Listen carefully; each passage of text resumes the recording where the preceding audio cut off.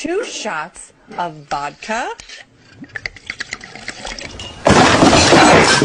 Let's see if you understand the point of that reference. Hi people, and hello my Chili Con Carnage crew. It's Chili here from 5 Minute Reviews, and on this episode we're going over Steel Panther's newest album, On the Prowl.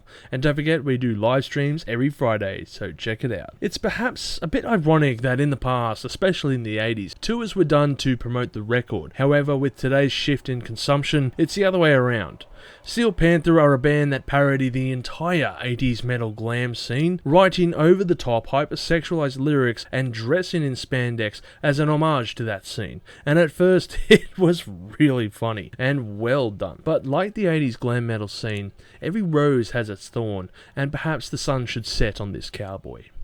Why can't you look like you do on your It's a sign of the times that a band could survive off the record sales alone, but now if they aren't touring 75% of the year, they just aren't making money. It's an odd shift in parodies between the 80s and now if you really want to dissect it any further, but in the end Steel Panther record should boil down to 2 questions.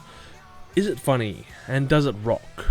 The short answer to both is, In the past, Steel Panther's lyrics have usually been about over-the-top scenarios as a piss take to all their heroes in the 80s who used double entendres to get around the subject of sex. Steel Panther is a revolving door, however, of orgies, drugs, sex and partying and just having dumb fun, with lyrics written as subtly as a Tinder profile of someone who is definitely DTF. It was always going to be fun at first, but after 20 plus years of similar messages with slight changes to the picture on the front cover, it just kind of feels like an old high school friend trying to sell you NFTs. Discovering the person you paid for feet pics on OnlyFans has bigger feet than you. Listening to R. Kelly's songs on repeat while watching his trial. A job opportunity with Harvey Weinstein only to have an asterisk at the very bottom of the page. What I'm trying to say is it's all a bit much. magic is all that it might. You see, that's the problem with gimmick and or joke bands, is they have a very short shelf life typically. The reason Steel Panther have stood tall for as long as they have is because, well, the band are a very talented bunch and can write some really kick-ass tunes that were very well suited for their sense of humour. And in fact, I would say they are probably the best hair metal band of the 80s, just ignoring the fact that they weren't around back then. Listening to the album has been a somewhat arduous affair.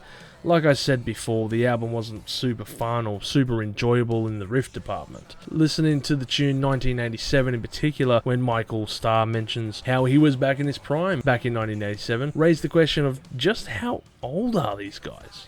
I found out, and I'm genuinely shocked. I mean, with the band's antics and energetic performances, I always thought a number much lower than what I found out. As if to drive the point home any further, there is another song on this album called Ain't Dead Yet, which feels strangely more poignant than playful. Think I might be falling in love with your vagina. There are some strong tracks amongst the mix though, with Magical Vagina, All That and More, and the highly enjoyable riffs from Put Your Money Where Your Mouth Is. But I don't know if these songs will be added to my playlist of Steel Panther songs just yet.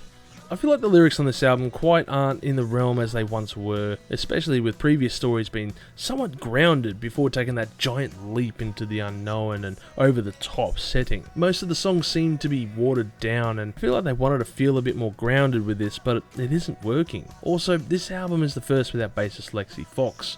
While a void could be mentioned with his departure, it must be stated that it seems he and a few other band members weren't getting along for quite the longest of times, and maybe the band as a whole has this massive strain, especially when it comes to writing and the touring life, especially when it comes to 20 years of doing it. If you are familiar with the game where you replace a word in a movie's title with any kind of swear word, like then you will know just how funny it is. For example, The Longest D or Lord of the I mean, this can be funny for at least 10 minutes. After that, however, it starts to become repetitive and you know it's time to wrap up that joke.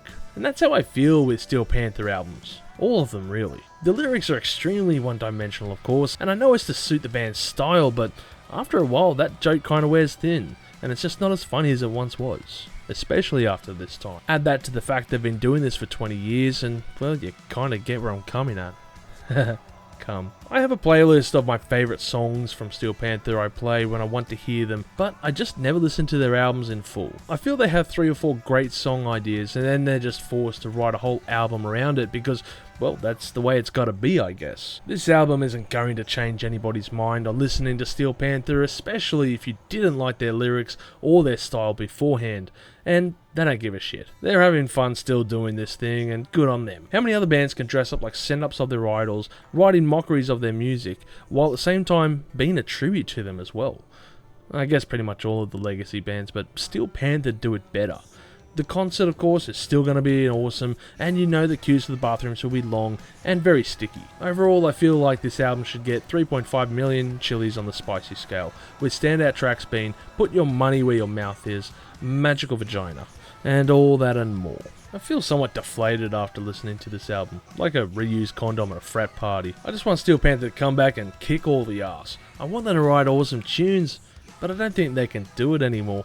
The ship has sailed, the horse has bolted, and the vibrator is low on battery, and unfortunately its charging port was damaged in the ensuing actions. Maybe it's time to hang up the sweaty spandex, or maybe it's time to shift in how the band does its releases in the future. Singles throughout the year maybe instead of albums? Just my thought. If you've enjoyed today's episode, make sure to drop a like. Also, comment below. What did you think of this album? What was your favourite track? And as always, make sure you have a great day and stay spicy.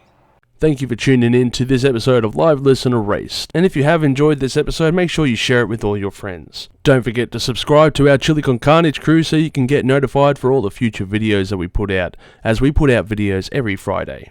Also, we are on Discord, Facebook, Instagram, and Twitter over at Live Listen Erased, so make sure to tune in over there. And don't forget to like this video so that our manager can stay very happy.